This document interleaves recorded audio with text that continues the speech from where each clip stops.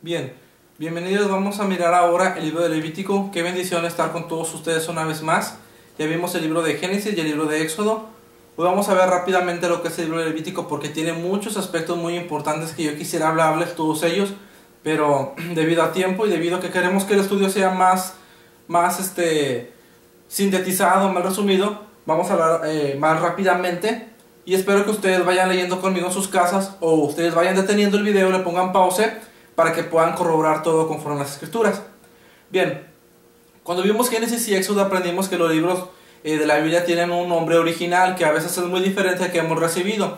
Como Génesis aprendimos que se pronuncia Bereshit en el comienzo, relacionado con la primera frase del mismo libro.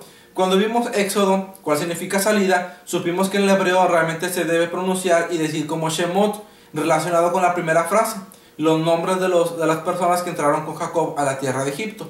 Cuando llegamos al Levítico, ya estamos acostumbrados a escuchar que es Levítico por las ofrendas, por los sacrificios que se relacionan con los levitas, cuando realmente Levítico tiene muchas instrucciones para el pueblo de Dios. En muchas ocasiones en Levítico Dios le dice a Moisés: habla esto a los hijos de Israel, dale ciertas instrucciones. Levítico en el original se pronuncia Vayikra y significa y llamó. Al leer Levítico capítulo 1 verso 1 vamos a ver que dice: y llamó Dios a Moisés y le dijo. Entonces, y llamó se pronuncia Vayikra, que es el nombre en el cual está realmente registrado el libro de Levítico.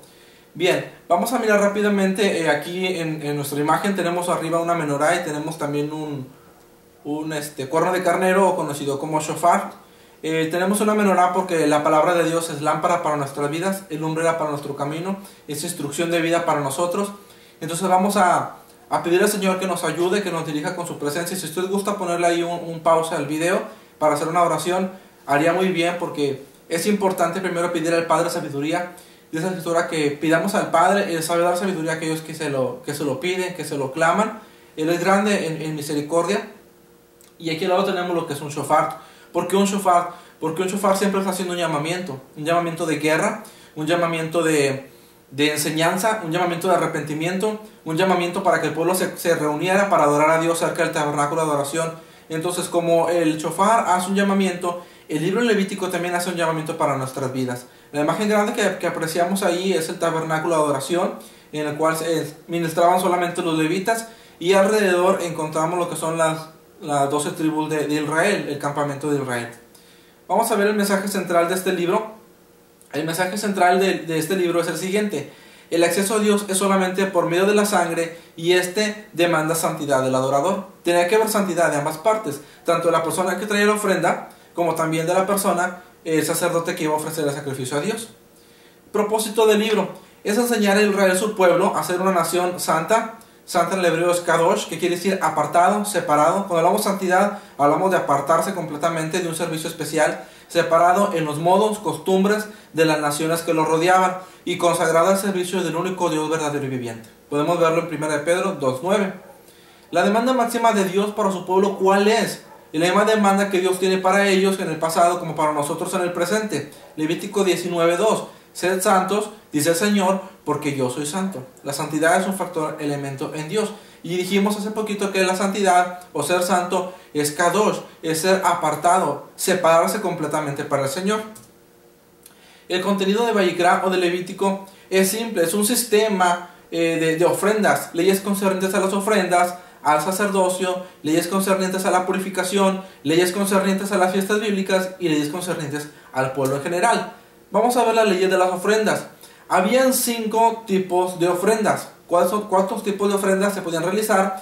Las de holocausto, las ofrendas de oblación, las ofrendas de sacrificio de paz, ofrendas de la expiación del pecado y ofrendas de la expiación por el hierro. Y esto lo vamos a apreciar desde el capítulo 1 hasta el capítulo número 7 de Levítico. Vamos con las ofrendas de holocausto. Había holocaustos diarios a Dios. Estos holocaustos tenían que presentar durante el día, todos los días, como una ofrenda especial de consagración para el Señor, como olor fragante para Dios. Pero la Escritura nos enseña que el Mesías se ofreció una sola vez en lugar de nosotros, en lugar de los transgresores, comparando Levítico 1:4 con Hebreos 7:14-28. Era una manera en la cual se tenía que presentar siempre lo primero para el Señor. Esta ofrenda venía primero Porque Dios siempre está demandando que lo primero que se haga, lo primero que se elabore, lo primero que se vaya a ofrecer, sea exclusivamente para Él. Nadie puede comenzar con Dios mientras no le ha entregado todo el eterno. Primero se le entregaba al Señor. El pueblo no podía empezar a pedir perdón por sus pecados y hacer sacrificios de paz, hacer sacrificaciones por la expiación de sus pecados o por el hierro, si primeramente no ofrecían una ofrenda de adoración, una ofrenda de servicio, ofrenda quemada al Señor. Este era el sacrificio más común en el tabernáculo, como dije, el sacrificio diario que no podía faltar. El holocausto era una ofrenda encendida de olor grato al Señor, según capítulo 1 de Levítico. Luego siguen las ofrendas de la oblación. La oblación u ofrecimiento consistía en ofrendas que de harinas, vino, sales, flores, cereales, etcétera, espigas, en las cuales no estaba implicado el derramamiento de la sangre.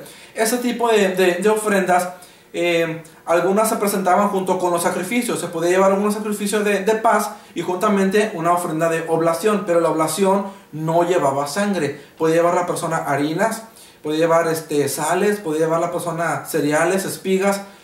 El sacerdote tomaba una porción de la harina, según la ley lo enseñaba, la porción que debía de ser, la ponía sobre el holocausto, sobre el fuego, el altar de fuego, y se consumía y era un olor fragante para el Señor. La otra parte la debía de tomar el sacerdote y emplearla para el servicio de los levitas. La ofrenda del holocausto, la anterior que habíamos visto, era una figura del Mesías en su muerte, lo que el Padre recibe como sacrificio vivo y olor grato. La oblación, esta ofrenda, figura a Jesucristo en su venida, en su vida gloriosa. Muy bien, la flor de harina nos habla de la perfección de Yeshua. En dichos y hechos nos habla de su carácter perfecto. Esta ofrenda nos habla de la perfección de lo que es la vida del Hijo de Dios. Y eso se puede corroborar con el capítulo 2 de Levítico. Ofrendas de paz. Esta ofrenda se presentaba y representaba la intimidad y comunión con Dios. Era una ofrenda de acción de gracias. Era una ofrenda que se hacía especialmente por un agradecimiento al Señor, por algo sucedido, por un favor recibido de parte del Señor. Entonces la persona, el oferente, llevaba una ofrenda de paz. La Escritura dice en Efesios 2:14 que ahora, en el nuevo pacto hecho con la sangre de Jesucristo, Él es nuestra paz. Él es la paz de nuestras vidas. Dice la palabra que de ambos pueblos Él pudo hacer uno solo por medio del pacto de su sangre. Dios hizo esa paz mediante la sangre de su Hijo y lo corroboramos en Colosenses 1, capítulo 20. Para conocer más de las ofrendas de paz y que podamos saber qué tipo de animales se podían emplear en este tipo de ofrenda, en el capítulo 3 de Levítico, ahí viene más específicamente. El propósito aquí es que nosotros leamos la Biblia.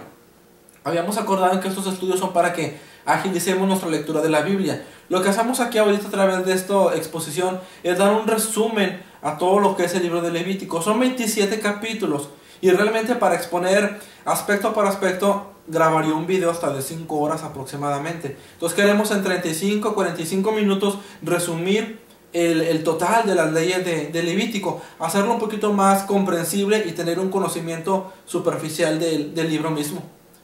Bien, ofrenda de expiación por el pecado. En esta ofrenda se nos muestra a nuestro Salvador en la cruz en lugar del pecador. En ella vemos el reconocimiento del pecado. Decía este tipo de ofrenda: cuando alguna persona pecare, ofrecerá. Cuando alguna persona pecare, presentará. Tenía siempre que presentar un sacrificio especial para el Señor a causa de su pecado, para hacer expiación. Cuando hablamos de expiación hablamos de limpiar, hablamos de quitar, hablamos de remover. Ofrenda para remover el pecado.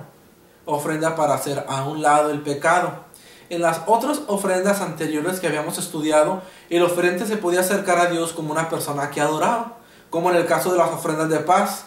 Venía y le traía una ofrenda de paz al Señor en actitud de agradecimiento, en actitud de adoración. Pero en esta ofrenda era completamente la actitud del oferente. Aquí el oferente se acercaba a Dios como alguien que era transgresor a la ley. Aquí vamos a hablar un poco también de lo que es el pecado. El pecado a veces, cualquier cosa que vemos que no nos gusta, es pecado. ¿Sí? Ay, no me gusta eso, no lo hago porque es pecado. No hago esto porque es pecado. No digo esto porque es pecado. ¿Cuál es el estándar para saber qué es pecado? Bien, hay un concepto en el judaísmo que dice que pecado es errar al blanco, no dar al blanco. Y este es el caso de Adán y Eva. Cuando Dios los puso en el huerto del Edén y Dios le dijo que no comieran de cierto árbol, ese árbol era el blanco.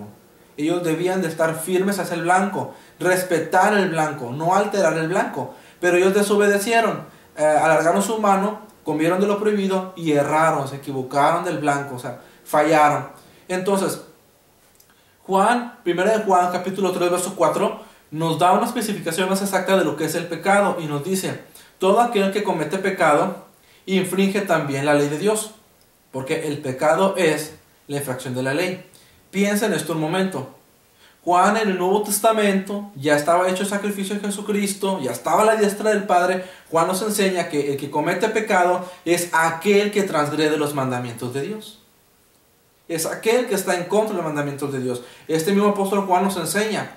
Y sabemos que los que amamos a Dios andamos en sus mandamientos y que sus mandamientos no son gravosos. Cuando nuestra vida es dirigida por el Espíritu de Dios, la palabra de Dios no puede representar un peso para nosotros. No puede representar una carga. Representa una delicia. David también nos enseñaba esto. Decía que él se deleitaba en las leyes del Señor y que de día y de noche meditaba en ellas. Y aconseja al hombre en su primer salmo que el hombre ande en la ley del Señor para que haga prosperar su camino. Entonces todo lo que haga prosperará. Va a ser como un árbol plantado junto a corrientes de agua, que siempre va a dar su fruto a su tiempo. Todo lo que hace prospera, su hoja nunca cae. Entonces, cuando nosotros pecamos, transgredimos las leyes de Dios. Cuando una persona dice: hey, estás pecando, estás en pecado, estás desobedeciendo unos preceptos del Señor. Estás haciendo a un lado los preceptos de Dios. Qué importante es que obedezcamos los mandamientos para estar en armonía con nuestro Dios. Esto es santidad. Estar viviendo conforme a los estándares de la palabra de Dios. Entonces, cuando una persona ofrecía ofrenda de expiación por el pecado, era porque había transgredido la palabra de Dios. Era porque había hecho algo en contra de la palabra del Señor. La única forma de ofrecer todos los sacrificios que anteceden es efectuando el sacrificio perfecto de Jesucristo. Dice la palabra: la sangre de Cristo Jesús, su Hijo, o la sangre de Yeshua, el Mesías, nos limpia de todo pecado. Nos limpia de cualquier transgresión que hayamos cometido contra la ley de Dios. Ya no podemos llevar a cabo estas ofrendas de expiación. No podemos presentar estos corderos. Por muchas razones, la principal de ellas es que Jesucristo se ha constituido con su propia sangre el sumo sacerdote de una nueva alianza. Bien, vamos a continuar con las ofrendas de expiación del hierro. Es mucha la información que vamos a hablar. Y yo espero que ustedes en casa vayan deteniendo el audio, el video, para que puedan ir corroborando todo esto conforme a las Escrituras. No crea todo lo que yo le digo. Estúdielo, analícelo, compárelo con la Biblia. Si hay algo que está mal, puede enviarme algún inbox en mi Facebook o en mi correo electrónico. Salo, dijiste unas palabras y citaste una cita bíblica en la cual no concuerda. Adelante. Yo no soy un maestro de las Escrituras. Yo me considero una persona que está aprendiendo también como ustedes, que está constantemente conociendo. Soy una persona que busca de la palabra de Dios. Soy un estudiante nada más. Pero no crean de que cuando yo esté en este lugar, frente a esta máquina, que yo me la sé de todas, claro que no. Todos podemos equivocarnos. Así, si ustedes encuentran algo que no está de acuerdo a la palabra, pueden escribirme con toda la confianza del mundo. Ofrendas de la expiación del hierro. La sangre de la expiación por el hierro limpia la conciencia y lleva al que ha errado hasta el ofendido, no solo para restituir el daño, ¿sí?, del problema, de la infracción, sino para añadir una quinta parte más. Levítico 6:5 lo que nos enseña. El que ha perjudicado es perdonado a través de la ofrenda de expiación del hierro. Y el que fue perjudicado u ofendido sale ganando. Esta ofrenda señalaba al verdadero sacrificio, el del Hijo de Dios. Y lo podemos ver en Hebreos capítulo 10. No solo era el acto externo de ofrecer un sacrificio, sino creer en la palabra dada al respecto de que ese sacrificio estaba cumpliendo una función específica. Jesucristo se ha ocupado de los pecados que cometemos los unos con los otros, pero eso no quiere decir que nosotros no restituyamos el daño que hemos hecho. Si hemos ofendido de palabra o de pensamiento a nuestro hermano, no basta solamente con que oremos y: Padre, perdóname en el nombre de tu Hijo Jesucristo porque ofendí a mi hermano. No solamente es eso. Claro que tenemos perdón, porque Dios es grande en misericordia, es bueno y bondadoso. Pero nosotros también tenemos que ir con la persona y acercarnos y hacerle manifiesto: te he ofendido, he hecho un comentario fuera de lugar, mira, sabes que en cierta ocasión estaba así, dije algo, se salió de control. No hay nada más hermoso que restituirnos unos a los otros y amarnos conforme la palabra de Dios nos los enseña. Las ofrendas que se traían en este sacrificio estaban compuestas por becerros, vacas, palomas, tórtolas. Todo esto de acuerdo a la capacidad financiera del oferente, de la persona que iba a presentar la ofrenda. No siempre tenía la capacidad para comprar un cordero porque podía resultar caro. Bueno, entonces podía comprar unas palomas. Si aún así no le alcanzaba para palomas, unas tórtolas. Pero Dios siempre proveía la manera de que la persona lograra ofrecer una ofrenda de expiación por el hierro. Vamos a hablar de las leyes del sacerdocio. Bueno, hemos estado hablando todo este tiempo acerca de el tema del sacrificio, de los sacerdotes, de la santidad, que santidad o santo viene del hebreo kadosh, que quiere decir apartado, exclusivo o separado. Cuando hablamos del sacerdocio, hablamos de santidad también. Venimos estudiando el gran tema sacrificio, pero ningún hombre, ningún israelita podía presentar su propio sacrificio ante Dios. Debía dárselo al sacerdote y a su vez se lo ofrecía al Señor.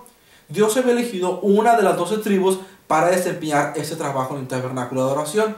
Y esta era la tribu de Leví. Ahí las imágenes nos están mostrando algunos levitas en la parte de abajo y arriba una vestimenta de un sacerdote y de un sumo sacerdote.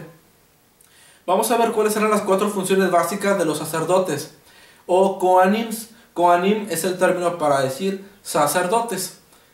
El primero era servir como mediadores entre el pueblo y Dios, interceder por el pueblo y expiar el pecado mediante el sacrificio y así reconciliar al pueblo con Dios. Segundo, consultar a Dios para discernir la voluntad divina para el pueblo, según Números 27:21 y Deuteronomio 33:8. Tercero, ser los intérpretes y maestros de la ley y enseñar al pueblo los estatutos del Señor, Levítico 10:11 y Ezequiel 44:23. Y por último, ministrar en las cosas sagradas del tabernáculo. Cuando vimos el estudio de Shemot o de Éxodo, aprendimos que solamente los levitas podían armar y desarmar y trabajar en el tabernáculo de adoración. El Señor dijo claramente, nadie más podrá intervenir en los asuntos del tabernáculo. Solamente los levitas eran la clase Kadosh, eran la clase separada para el Señor, santificada para ese trabajo. Era un servicio especial para el Señor. Solamente en las manos de ellos podían tocar las piezas del tabernáculo. El sumo sacerdote, o conocido como el Cohen Gadol, era el más importante de todos los sacerdotes. Tenía la obligación de entrar solamente una vez al año en el lugar santísimo. Y un ejemplo de sumo sacerdote, el primero, es Aarón, el hermano de Moisés. Y dice aquí que solamente podía presentarse una vez al año en el lugar santísimo. En Éxodo aprendimos que el tabernáculo se dividía en 2 secciones. El lugar santo, donde podían ministrar los levitas constantemente, y en el lugar santísimo, donde solo podía entrar una vez al año el sumo sacerdote. Y lo hacía en la fiesta del Día del Perdón, que es conocida también como el día de Yom Kippur. Yom quiere decir día y Kippur quiere decir expiación o perdón.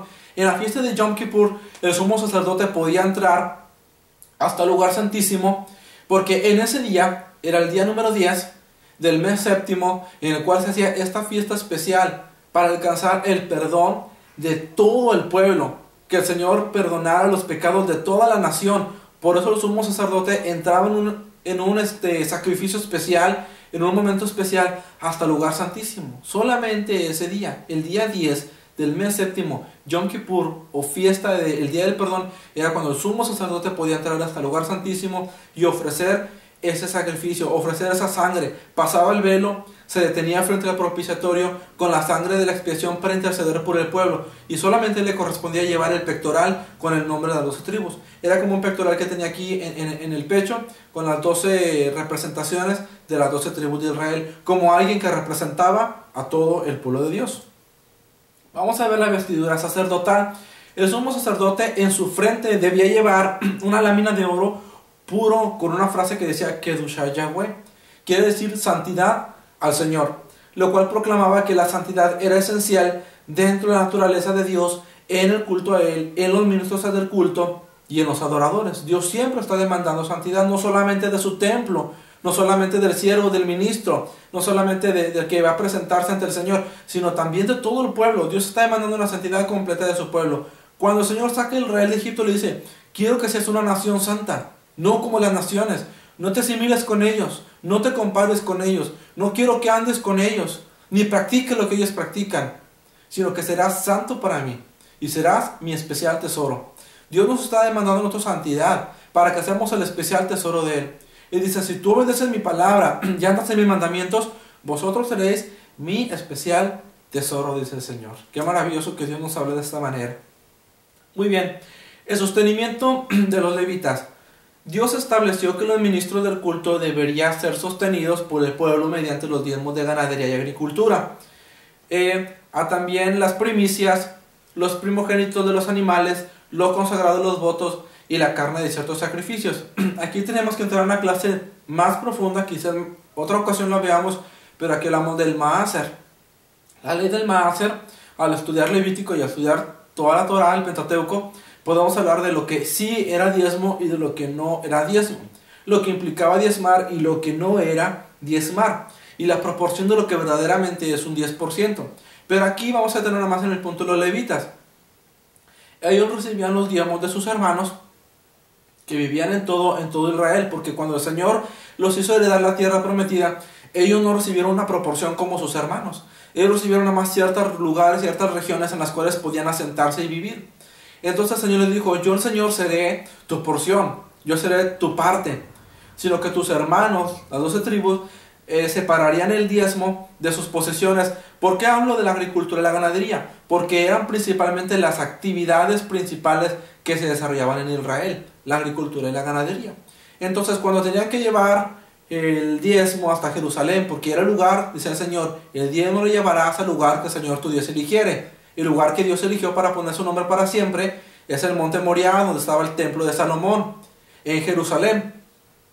Entonces, a veces estaba tan lejos Jerusalén de algunos israelitas que no era posible, no había capacidad de llevarse pues el ganado que les pertenecía de diezmo y todo lo que habían levantado sus tierras. Era difícil. Entonces el Señor estableció aquella ley que decía: y si el lugar que el Señor eligió está lejos para ti, venderás el diezmo, todo lo venderás, tomarás el dinero, tomarás a tu familia, te irás a Jerusalén a la entrega de tu diezmo y allá comprarás todo lo que necesitas: aceite, vino, harina, todo. Entonces lo consumirás tú junto con el levita. O sea, el levita era el que se iba a haber beneficiado. Y en ciertas ocasiones también la ley, como les digo, tenemos que estudiar esto de una manera más detenida, porque también participaban los huérfanos y las viudas, las personas necesitadas, y hasta el extranjero que habite contigo participaba en la proporción del diezmo. Pero hablar del máster, las leyes del diezmo es otro asunto completamente diferente, porque sí nos llevaría bastante tiempo. Aquí lo que queremos recalcar es que Dios proveyó un sistema para que sus siervos estuvieran ocupados dentro de la obra ministrando, y sus hermanos los ofrecieran un sustento mientras ellos ministraban, tuvieran que comer y tuvieran que beber, de qué manera alimentarse. Muy bien, vamos a hablar de las leyes de la purificación. Un pequeño resumen de las leyes es: leyes sobre alimentos permitidos, leyes sobre cuerpos santos, leyes sobre hogares santos, leyes sobre hábitos santos, sobre el culto santo, ética santa, vestiduras y costumbres santas. Todo santo, porque hablamos de purificación, hablamos de una limpieza total. Bien, vamos a estas leyes. Están desde el capítulo 11 al capítulo 19 del libro de Levítico. Vamos a hablar un poco de los alimentos permitidos o kosher. Kosher significa en el hebreo permitido o autorizado, ¿sí? Entonces vamos a ver qué tipo de leyes aplicaban en los alimentos kosher. En los animales que eran terrestres, como las vacas, como los puercos, las cabras, las ovejas, todo lo que andaba así en la tierra, está esta ley que dice que solamente se consuma los animales que tienen la pezuña partida y que sean rumiantes. ¿Qué quiere decir esto? Que la patita la tengan como partida, y aparte de eso, no solamente que tenga la pezuña partida, sino que su comida la rumeen en su boca, como por ejemplo la vaca. La vaca, cuando come su alfalfa o cuando come su pasto, la pasea en su boca, la pasa una parte del estómago, la sigue trabajando en su boca hasta que por último la traga. Entonces la vaca come en la mañana y durante el mediodía toda la vez que está masticando está rumiando su comida.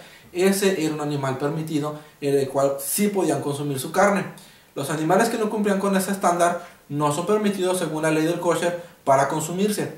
Qué curioso, parecieran ser leyes en las cuales Israel no entendía qué propósito tiene. Entonces, ¿qué sentido tiene esto? No, la ciencia no estaba avanzada y no la podían entender, pero las leyes de Dios alcanzaban a cubrir necesidades físicas para el pueblo de Dios. El llevar una dieta kosher, yo considero que es totalmente saludable, porque ahora podemos saber que los animales que no son rumiantes son animales portadores de grandes bacterias, como por ejemplo el cerdo, que es muy tradicional en México, el porquito.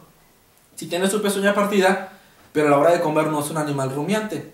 Ahora el avance científico nos revela parte de la sabiduría de Dios. ¿Por qué Dios no permitía este animal? Porque una persona que consume cerdo es propensa a triglicéridos, a grasas, enfermedades, bacterias. Mucha gente dice, lo que pasa es que hirviendo la carne se le quita. No se le quita, la bacteria permanece ahí. Hay bacterias muy fuertes que permanecen arraigadas en la carne y ahí están. Entonces, bueno, yo sé que muchos de ustedes dicen, pero esas cosas eran del Antiguo Testamento, ya no son necesarias para nosotros. Yo respeto la opinión de cada uno de ustedes. Solo sé lo que dice el apóstol Pablo en referencia a Timoteo, que la palabra de Dios toda está inspirada por el mismo Espíritu Santo. Entonces Dios no puede decir una cosa y después contradecirse.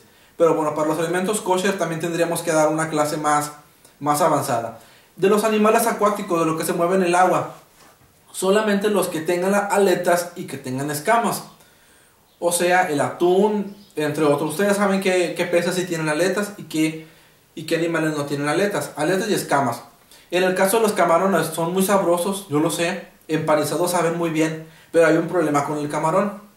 El camarón hace en el mar, en el océano, el trabajo de limpiarlo. El camarón se come los desechos del océano, se come la basura del mar. Si muere un animal, los camarones son los primeros que atacan y de él consumen. El camarón hace una función en el océano tan parecida a la función que la cucaracha hace en la tierra. Son los limpiadores de la tierra, ellos se encargan de limpiar la tierra. No todo lo que vemos que se mueve un animalito, no todo es alimento, porque hay animales que cumplen con ciertas funciones. Ser los limpiadores de la tierra. La cucaracha es un limpiador de la tierra porque se come la basura, se come bacterias y animales mucho más chiquitos. Y el camarón cumple esas funciones en el agua. Entonces cuando uno se está comiendo un camarón, se está comiendo un limpiador de la tierra. Le está haciendo un daño a la tierra porque lo estamos quitando al planeta, los limpiadores, los purificadores. Entonces piense bien que no todo lo que usted vea en el agua es exactamente un alimento apto para su salud. Las aves. Se podía comer cualquier tipo de ave menos que sean carroñeras. No se puede comer una ave carroñera porque las aves carroñeras tienen su carne infectada. Son portadores de virus, de epidemias, de fiebres. Entonces yo creo que todos nosotros queremos un bien para nuestro cuerpo físico. Todos queremos mantenernos sanos para nuestro Dios. Estar en buenas condiciones para servirle de todo corazón y con todas nuestras fuerzas. Y Pablo nos exhorta a que tengamos cuidado de nuestro cuerpo porque nuestro cuerpo es templo del Espíritu de Dios. Y bien, se podía consumir toda clase de cereales y productos agrícolas. Del producto de la tierra se podía comer de todo. Vamos a hablar unos cuantos preceptos de cuerpo santo y qué implicaba tener una santidad dentro de nuestro cuerpo. Esto no es todo. Ustedes leyendo el libro de Levítico van a encontrar muchas cosas sorprendentes. Yo cuando estaba haciendo la presentación me quedaba mirado. Investigué porque algunas cosas te quedan de que cómo es posible esta prohibición. Pero es su palabra y el Señor habla en su palabra y Él no se equivoca. Dios no entregó leyes que luego dijo, ay, me equivoqué, esa ley estaba mal. Ahora voy a enviar a mi Hijo Jesucristo para que corrija el error. Claro que no. Las leyes del Señor son eternas, son verdaderas. Dice el Salmo, tu ley es para siempre, eternamente para siempre. Y una de las leyes para santidad es no realizarse tatuajes. ¿Ustedes imaginan un verdadero hijo de Dios, una verdadera hijo de Dios, haciéndose tatuajes en la piel? Claro que no. Levítico 19:28, Levítico 21:5 nos enseña que no podemos rasgar nuestra piel e imprimir imagen en ella. Nada. No vengarse jamás ni guardar rencor. Levítico 19:8. No hay que ser rencorosos, hermanos. Si tenemos algún problema, alguna dificultad en el amor y conforme a la ley de Cristo, hay que acercarse en amor y corregir la infracción. No contaminarse en fornicación. Levítico 19:28. No consultar la hechicería jamás. Y aquí en la hechicería jamás incluye muchas cosas. Hay mucho cristiano que no sale de casa sin no consultar el horóscopo. Que a ver, ¿qué me dice el horóscopo para mi signo zodiacal? Nosotros no tenemos signos zodiacales. Nosotros somos hijos de Dios y pertenecemos a un reino. Y nuestra vida y nuestro destino está dirigido por el Rey del Universo. No está dirigido por las estrellas, como la astrología no lo quiere hacer saber. Entonces, hechicería no solamente ir con la medium, no solamente ir a las limpias. A veces son las mismas supersticiones que nosotros tenemos de que, ay, no pases abajo de una escalera porque es de mala suerte. Ay, se te cayó la cuchara, viene y visita. Todo eso, las supersticiones, Dios le dijo a Israel, a su pueblo, y nos lo dice a nosotros como parte del pueblo de Dios: no seas como las naciones, no tomes costumbres de las naciones. Eso no es lo que yo quiero para ti. Entonces hay que tener mucho cuidado con eso. No llegarse a pariente, Levítico 18:6. Qué común es eso ahora, y se está viendo en muchas partes de México y entre gente cristiana, que hermanos con hermanas se casan, que primos hermanos con primos hermanos. Está totalmente prohibido por la palabra de Dios. Quizás en aquellos tiempos no entendían la razón. Ahora sabemos científicamente que el allegarse con alguna persona que está cercanía a nuestro lazo sanguíneo produce problemas para tener hijos.